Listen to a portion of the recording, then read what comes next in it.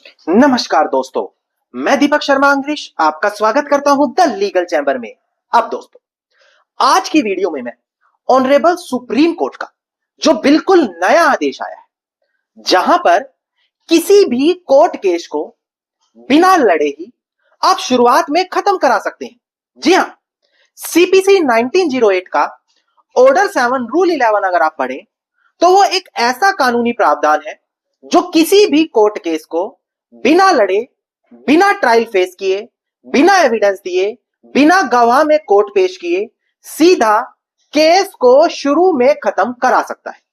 और इसी प्रावधान से जुड़ा ऑनरेबल सुप्रीम कोर्ट ने एक काफी बड़ा निर्णय दिया है, जहां पर बताया गया है कि अगर इस प्रावधान का इस्तेमाल करना है, कोर्ट केस को शुरू में ही खत्म कराना है, तो क्या चीज वहां पर होनी अनिवार्य है। और अगर इन पॉइंट्स को कंसीडर नहीं किया गया और सीधा कोर्ट केस खत्म कर दिया गया तो कानूनी तौर पर उसे अमान्य ठहरा दिया जाएगा। यानी कि आज की वीडियो हर उस व्यक्ति के लिए इंपॉर्टेंट होने वाली है जिसका कोर्ट में कोई केस चल रहा है। अब दोस्तों, अगर आप लोगों को लीगल चैंबर की ये वीडियोस अच्छी लगती हैं, अगर आप लोगों को लीगल चैंबर की टीम से किए गए एफर्ट्स अच्छे लगते हैं, तो छोटा सा अनुरोध है, वीडियो को तुरंत लाइक करें और कमेंट सेक्शन में जरूर लिखें कि देश और दुनिया के किस कोने से आप हमारी ये वीडियोस देख रहे हैं। तो चलिए दोस्तों, अब आज की इस वीडियो को हम ज्यादा लंबा ना करते हुए आज की इस वीडियो को स्टार्ट करते हैं।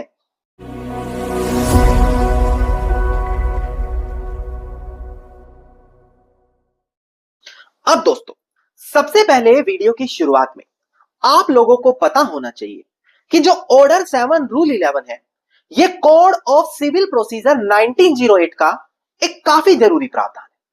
सीधा जजमेंट पर ना बढ़ते हुए पहले आप लोगों को पता होना चाहिए कि आखिरकार यह कानूनी प्रावधान कहता क्या है, कैसे इस कानूनी प्रावधान का इस्तेमाल करते हुए केस को शुरू में ही खारिज करा दिया जाता है। देखिए, ऑर्डर 7 रूल 11 में काफी जरूरी पॉइंट्स हैं, जैसे कि इसका क्लोज ये कहता है, अगर किसी भी कोर्ट केस के दावे में कॉज ऑफ एक्शन नहीं लिखा गया, यानी कि जो कोर्ट में वो दावा दाखिल किया गया है उसके पीछे का कारण क्या है, वाद कारण क्या है, कॉज ऑफ एक्शन क्या है, अगर ये प्रॉपर तरीके से मेंशन नहीं है तो ऐसी कंडीशन में ऑर्डर 7 रूल 11 क्लोज ये कहता है कि उस केस की सुनवाई नहीं होगी और उस केस को शुरू में ही खारिज कर दिया जाएगा। अब इसी के अलावा इसका क्लोज बी और क्लोज सी कहता है कि अगर जो कोर्ट में दावा डाला गया है वो अंडर वैल्यू डाल दिया, मतलब कि प्रॉपर्टी वैल्यू ज्यादा थी,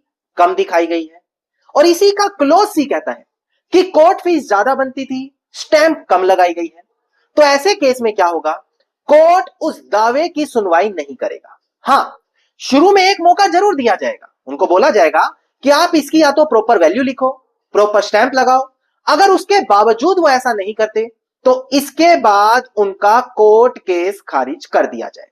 अब इसी ऑर्डर 7 रूल 11 का क्लोज डी कहता है कि अगर किसी कानून के तहत ये जो हमारा कोर्ट केस है, ये क्या है, ये चलने योग्य नहीं है, बार बाय लो है, तो ऐसी कंडीशन में क्या होगा, उस केस को खारिज कर दिया जाएगा। उदाहरण के तौर पर समय सीमा के लिए लिमिटेशन एक्ट 1963 बनाया गया है। अगर कोई व्यक्ति समय सीमा के बाहर निकल के क्या करता है, केस डाल देता है, तो ये जो केस डाला गया है ये समय सीमा का जो कानून है, लिमिटेशन एक्ट है, उसके खिलाफ डाला गया है, तो ऐसे केस की सुनवाई नहीं होगी। मतलब कोई भी ऐसा कानूनी पॉइंट जहां पर वो केस चलने योग्य नहीं है तो उसका रेफरेंस देते हुए ऑर्डर 7 रूल 11 क्लोज डी के तहत उस केस को शुरू में खारिज किया जा सकता है। यह बात करता है हमारा ऑर्डर 7 रूल 11 सीपीसी।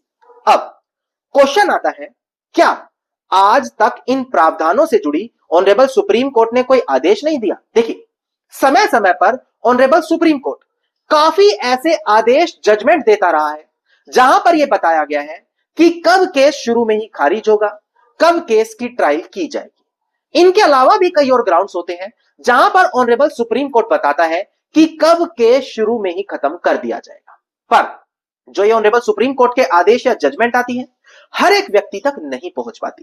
कारण, क्योंकि उनके पास कोई प्रॉपर प्लेटफॉर्म नहीं है, अगर है भी तो इतनी बल्कि बल्कि बुक्स आती हैं कि उनको पढ़ना संभव नहीं होता। पर इन सभी का समाधान लीगल चैम्बर आप लोगों के लिए लेकर आ गया है। जी हां, हम बात कर रहे हैं वीआईपी व्हाट्सएप ग्रुप के बारे में।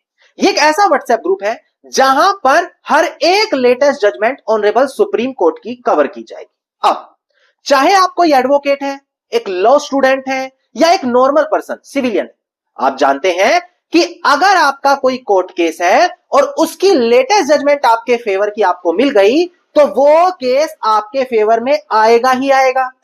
इसीलिए ये वीआईपी ग्रुप की इतनी वैल्यू है कि मात्र कुछ दिनों में 300 से ज्यादा लोग इसमें जुड़ चुके हैं।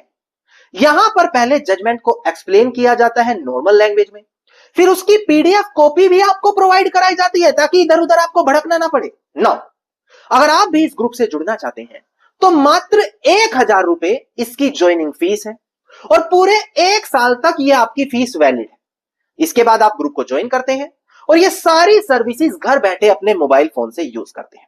अगर आप भी इस वीआईपी ग्रुप के सदस्य बनना चाहते हैं, क्योंकि अब चुनिंदा लोगों की जगह है, आप वीडियो के डिस्क्रिप्शन में तुरंत जाएं, वहां पर एक नंबर मिलेगा, उस नंबर पर कनेक्ट करके वीआईपी ग्रुप जरूर ज्वाइन करें। अब हम बढ़ते हैं अपनी आज की लेटेस्ट जजमेंट की।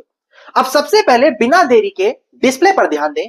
जो लेटेस्ट जजमेंट आई है उसका केस टाइटल में क्लियर कर देता हूं। देखिएगा दोस्तों, डिस्प्ले पर केस टाइटल है करम सिंह, जो यहां पर अपीलियंट है, versus Amarjeet Singh and others, जो हमारे यहां पर रिस्पोंडेंट है। इसका डेट ऑफ जजमेंट है हमारा 15 अक्टूबर साल 2025। तो इससे अंदाजा लगाया जा सकता है कि बिल्कुल लेटेस्ट जजमेंट ही लीगल चैम्बर आप लोगों के लिए लेकर आता है।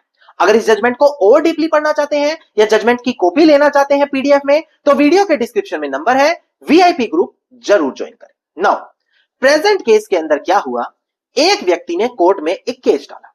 केस डालने के बाद जो विपक्षी पार्टी है यानी कि डिफेंडेंट है, उसने वहां पर ऑर्डर 7 रूल 11 के तहत यह कहा कि देखो, जो कोर्ट केस ये डाला है इसमें कॉज ऑफ एक्शन भी इल्यूजनरी है, मतलब कोई केस डालने का कारण नहीं है, अपनी मर्जी से कारण बना दिया। और क्लोज डी के अंदर बोला गया कि ये जो दावा है ये समय सीमा से बाहर हो चुका है, इसीलिए इन दोनों ग्राउंड के तहत ये कोर्ट केस सुनवाई होने योग्य है ही नहीं। नाउ, यहां पर गौर देने वाली बात यह है कि प्लेंटिफ का कहना है कि नहीं, मुझे तो 2017 में ही इस विल के बारे में पता चला है जो यहां पर पेंडिंग है और उस ग्राउंड पर यह डिस्प्यूटेड है विल, और हम यहां पर यह केस की ट्रायल चलाना चाहते हैं। शुरू में ट्रायल कोर्ट ने जो ऑर्डर 7 रूल 11 था, इस दावे को खारिज कर दिया कि नहीं, यह केस सुनवाई योग्य है, इसको खारिज नहीं किया जाएगा। बाद में ऑनरेबल हाई कोर्ट ने ट्रायल कोर्ट के फैसले को पलट दिया और यह बोला नहीं, प्रेजेंट केस को अगर देखा जाए, डिफेंडेंट के अवेयरमेंट्स को देखा जाए, डिफेंस को देखा जाए, तो यह केस सुनवाई योग्य नहीं है, यह तो बहुत साल पहले ही अगर वसीयत को देखा जाए समय सीमा से बाहर हो चुका है। नाउ, हाई कोर्ट ने उस केस को डिसमिस कर दिया। अब यह मैटर अपील होकर ऑनरेबल सुप्रीम कोर्ट के सामने पहुंचा है। अब डिस्प्ले पर देखकर ध्यान दें कि यहां पर ऑनरेबल सुप्रीम कोर्ट ने क्या कहा। यहां पर ऑनरेबल सुप्रीम कोर्ट ने यही ऑब्जर्व किया कि जो एप्लीकेशन है रिजेक्शन ऑफ प्लेंट की ऑर्डर 7 रूल 11 सीपीसी की, ये यहां पर केवल और केवल जो प्लेंट्स के अंदर एवरमेंट्स लगाए गए हैं, जो प्लेंट्स के अंदर पॉइंट्स मेंशन किए गए हैं, उन्हीं के ग्राउंड्स पर कंसीडर होगी। डिफेंडेंट के क्या डिफेंस है, डिफेंडेंट क्या दूसरे एविडेंस लाकर कोर्ट में दे रहा है, इन चीजों को कंसीडर नहीं किया जाएगा। इसका क्या मतलब हुआ, देखिए, ऑनरेबल सुप्रीम कोर्ट ने कहा कि अगर ऑर्डर 7 रूल 11 के तहत किसी का कोर्ट केस शुरू में ही खत्म किया जाना है, तो जो प्लेंटिफ ने कोर्ट में केस डाला है उसके अंदर जो पॉइंट्स हैं केवल उन्हीं को कंसीडर करो। डिफेंडेंट क्या डिफेंस ले रहा है, डिफेंडेंट क्या एविडेंस बता रहा है, यह चीज केस के शुरुआत में नहीं देखी जाएगी। बाद में जब ट्रायल होगी, एविडेंस की स्टेज आएगी, वहां पर इनको कंसीडर किया जाएगा। तो प्लेंटिफ ने जो दावा तैयार किया है केवल उन्हीं पर यह कंसीडर होता है। क्या प्लेंटिफ का दावा कोर्ट केस के शुरू में ही खारिज होगा या वो चलने योग्य होगा, यह चीज यहां पर ऑनरेबल सुप्रीम कोर्ट ने साफ शब्दों में क्लियर करी। अगर डिफेंडेंट बोल रहा है मेरे पास ये सबूत है, उससे ये खारिज हो जाएगा, मेरा डिफेंस ये है, उससे ये दावा खारिज होना चाहिए, वो चीज ऑर्डर 7 रूल 11 सीपीसी में नहीं देखी जाएगी, वो बाद में ट्रायल फेज के दौरान कंसीडर की जाएगी। नाउ, ये तो बिल्कुल एक ही लेटेस्ट जजमेंट है, ऐसी अनेकों जजमेंट है, हो सकता है कुछ आपके फेवर की हो। अगर आप उनको एनालाइज करना चाहते हैं, स्टडी करना चाहते हैं, तो वीडियो के डिस्क्रिप्शन में नंबर है, वीआईपी ग्रुप जरूर ज्वाइन करें और वहां पर जजमेंट को जरूर स्टडी करें। धन्यवाद दोस्तों। उम्मीद करता हूं वीडियो में मिली जानकारी आप लोगों के लिए लाभदायक साबित होगी। वीडियो में मिली जानकारी अगर आपको अच्छी लगी तो वीडियो को लाइक, शेयर और कमेंट जरूर कीजिएगा। वीडियो से जुड़ा अगर आपका क्वेश्चन है तो मुझे कमेंट सेक्शन में जरूर लिखिए। और अगर इसी प्रकार की महत्वपूर्ण जानकारी रोजाना पाना चाहते हैं तो चैनल को तुरंत सब्सक्राइब करें और नोटिफिकेशन बेल आइकन जरूर दबाएं।